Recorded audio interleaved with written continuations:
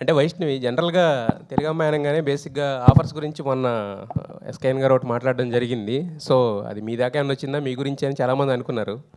So, అది ఆయన ఎందుకన్నారో మరి నాకైతే తెలీదు. బట్ తర్వాత క్లారిటీ కోసం వీడియో చేసి పెట్టారు కదా! I think all is well.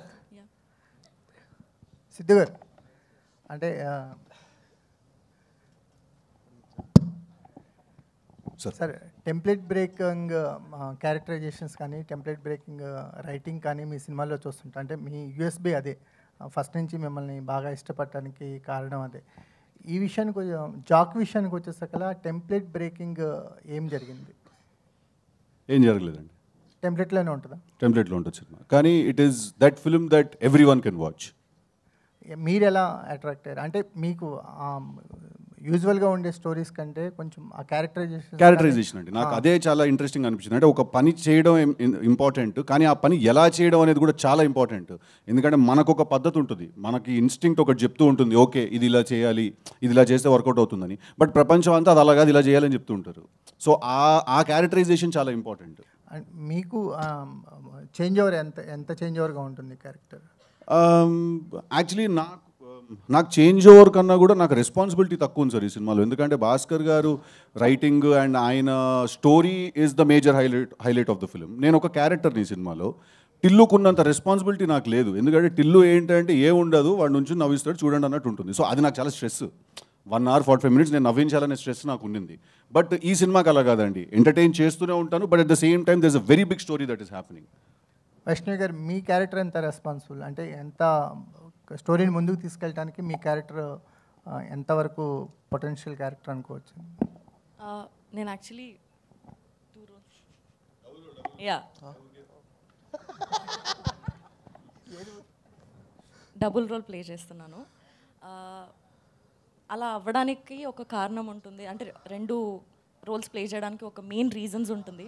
ఆ రీజన్ చాలా ఎంటర్టైనింగ్గా, చాలా ఇంట్రెస్టింగ్గా ఉంటుంది. అదే మొత్తం సినిమాలో ఎక్కువ స్పేస్ అండ్ ఇంట్రెస్టింగ్గా ఉంటుంది. వైష్ణవి గారు, నేను వెంకట్ ఇంటివి అండి. బేబీ తర్వాత మీరు నెక్స్ట్ మూవీ చేశారు, అది అంత సక్సెస్ కాలేదు. సో దీనిపైన ఎలాంటి కేర్ తీసుకున్నారు? అంటే ఒక హీరోయిన్కి నెక్స్ట్ ఒక ఫ్లాప్ పడ్డదంటే మళ్ళీ అవకాశాలు రావడం చాలా కష్టం కదా. సో దీన్ని ఎలా చూస్ చేసుకున్నారు?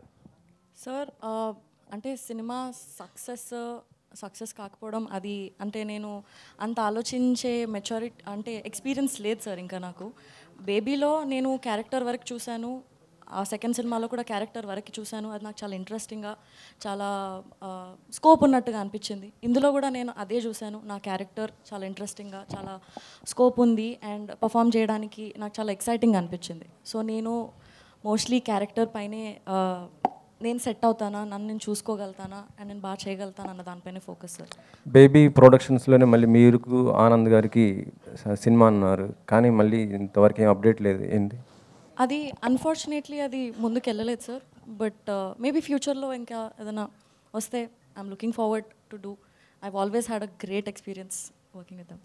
సో అంటే ఎస్కేఎన్ గారితో అంటే ఆ ప్రొడక్షన్తో అయితే మీకైతే ఇబ్బంది లేదు కదా? ఉందని ఎవరు చెప్పారండి? అంటే మొన్న దాంట్లో కొద్దిగా సోషల్ మీడియాలో అయితే ఇదే వైష్ణవి గారిని ఇలా అన్నారు అనేసి కొంత ఇదైతే అయింది. అదే చెప్తున్నాను, ఎవరిని అన్నారో మరి నాకు తెలీదు. బట్ ఏదైతే బయటికి వచ్చిందో న్యూస్, దానికి ఆన్సర్ చేయడానికి ఒక వీడియో చేసి పెట్టారు. ఐ థింక్ దాంతో ఆన్సర్ వచ్చేసింది అనుకో.